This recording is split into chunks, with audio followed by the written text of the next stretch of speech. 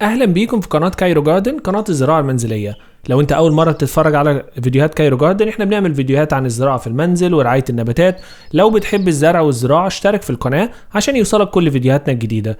زي ما بقول في عنوان الفيديو، هعلمك النهارده ازاي تاخد من اي زرعه انت بتحبها فرع او جزء وتقدر تعمل له تكاثر عندك في البيت ويبقى عندك زرع كتير، سواء هوايه او لو عايز تكتر النباتات بتاعتك. خليكم معانا.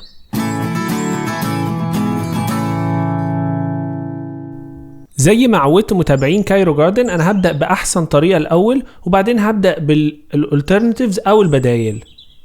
لاحسن طريقة محتاج المسحوق الابيض ده اسمه هرمون التجذير وكوباية مية. لو هنعمل بدايل مش محتاج هرمون الجذور ده اصلا، محتاج بس كوباية مية ومقص او حاجة تقص بيها النبات. اول حاجة لازم تاخد بالك منها انك بتختار الفروع اللي لسه طالعة جديد. انا هنا بتكلم عامة خالص، مش بتكلم بالتخصص. يعني دلوقتي الزرعة دي طلعت ورد خلاص والورد مات، اقدر اخد منها بقى بعد كده قطع من الفروع الجديدة اللي طالعة. مش باخد من الفروع القديمة ومش باخد من الفروع الخشب. الفروع الخضراء اللي هي ثميكة شوية، يعني زي ما انتم شايفين سمكها برضو تخين شوية مش رفيعة، باخد منها قطع من القمة النامية بتاعتها.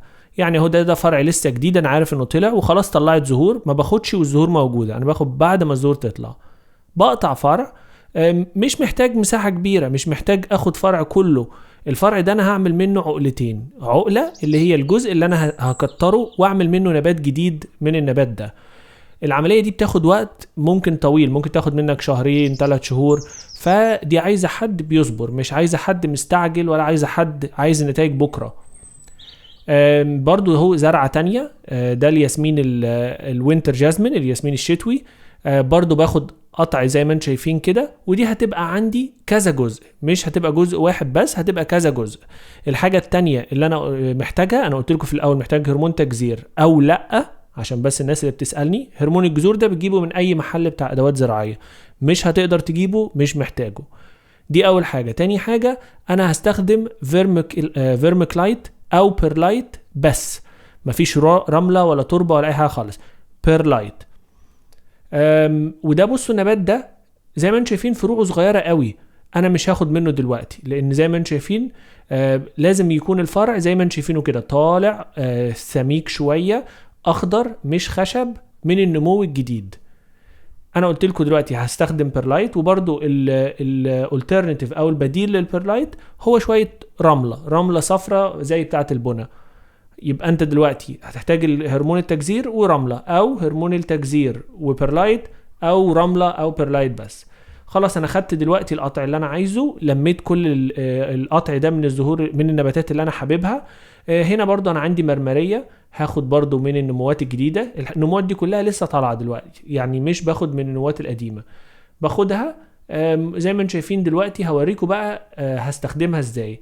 بس اهم حاجة اول ما تشيل القطع او اول ما تقطع الزرعة تروح على طول حاططها في المية. ده بيحافظ على النبات بتاعك وان هو ما يبوظش.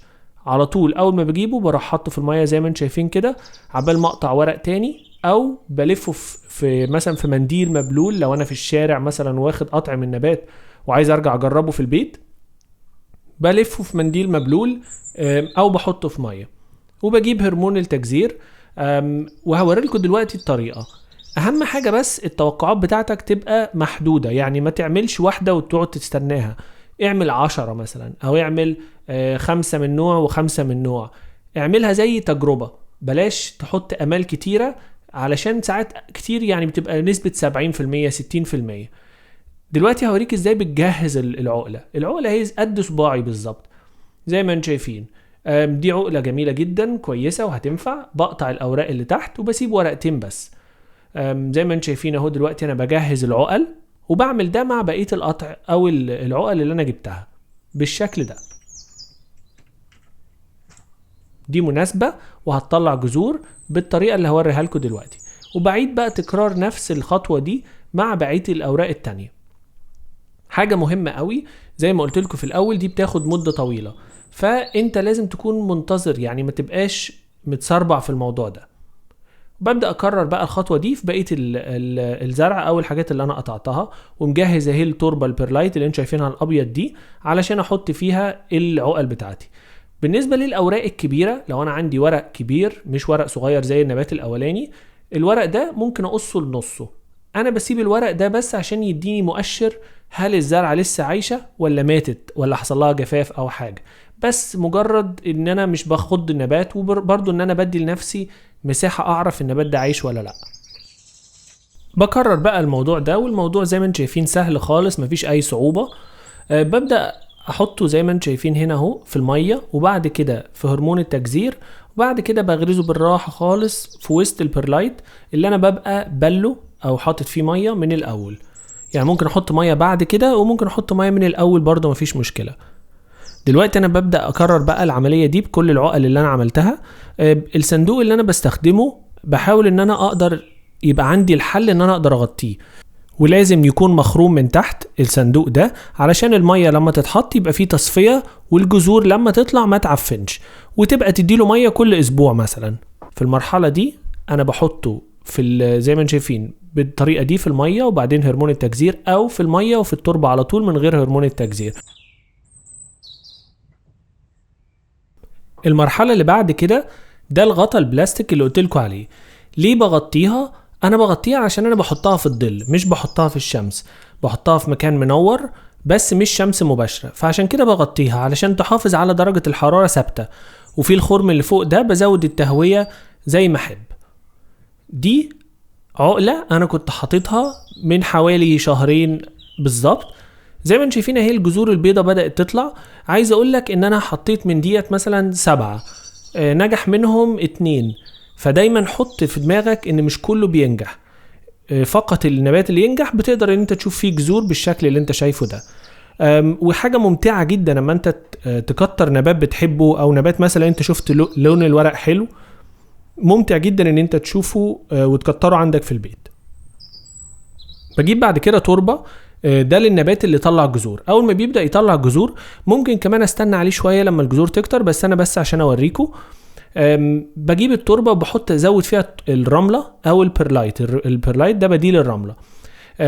بقلبها كده واخليها تربة خفيفة، وبعد كده بحط النبات بتاعي. وبرضو لسه لغاية دلوقتي مش بحطه في شمس مباشرة علشان لسه جذور ضعيفة ولسه بعوده. فانا دلوقتي حطيته اهو في التربة اللي هي برلايت وتربة عادية بيتموس.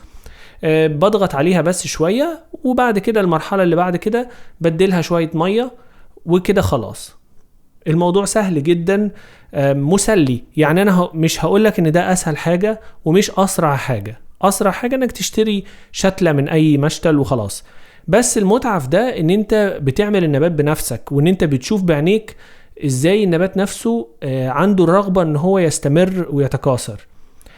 فزي ما انتم شايفين دلوقتي حطيت له المية. انا هنا هستخدم المية زي ما انتم شايفين بستخدمها في ان انا احطها للنبات للزرع اللي لسه حاطه. اهم حاجة تكون التربة خفيفة، زي ما انتم شايفين بتطلع مية من تحت على طول اول ما انا احط المية. بكده تكون خلصت الحلقة. اتمنى تكون ان انتوا استفدتوا حاجة من التجربة الجميلة دي، واتمنى ان انتوا تجربوها وتحكوا لي في التعليقات لو جربتوها قبل كده وتقولوا لي رأيكم فيها ايه.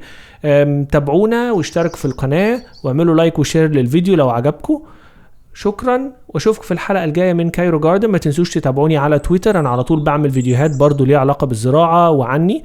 اسمه كايرو جاردن على تويتر. اشوفكم الحلقة الجاية، مع السلامة.